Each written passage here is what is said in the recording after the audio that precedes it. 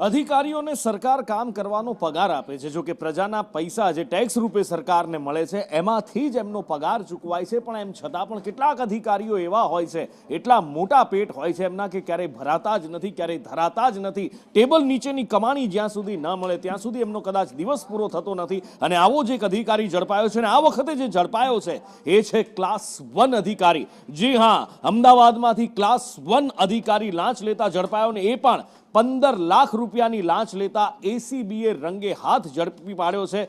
નિવૃત્ત ડીન ગિરીશ પરમાર લાંચ લેતા ઝડપાયો છે. આરોગ્ય અધિક સચિવ હતી, એણે આ લાંચ લીધી હતી. 15 લાખની લાંચ લેતા એસીબીએ રંગે હાથ ઝડપી પાડ્યો છે. અને હવે આશા રાખીએ કે એસીબીને એના વિરુદ્ધ મજબૂત પુરાવા પણ મળે અને છેક સજા સુધી કાર્યવાહી થાય.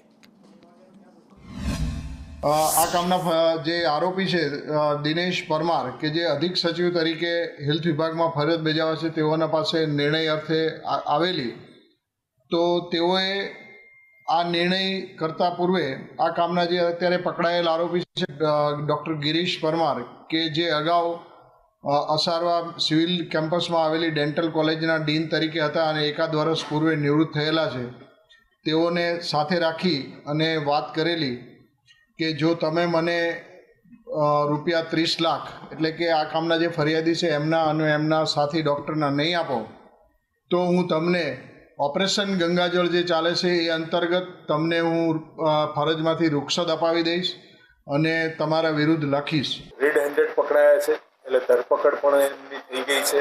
અને સાથે એમને અહીંથી દૂર કરવા માટે, કારણ કે કરાર આધારિત હતા, એટલે કે એમને એક્સટેન્શન ઉપર હતા, તો તાત્કાલિક એમને રિમૂવ કરવા માટેના પગલાં પણ આરોગ્ય વિભાગ તરફથી લેવાઈ રહ્યા છે, ને કદાચ સાંજ પહેલા એમને રિમૂવ કરી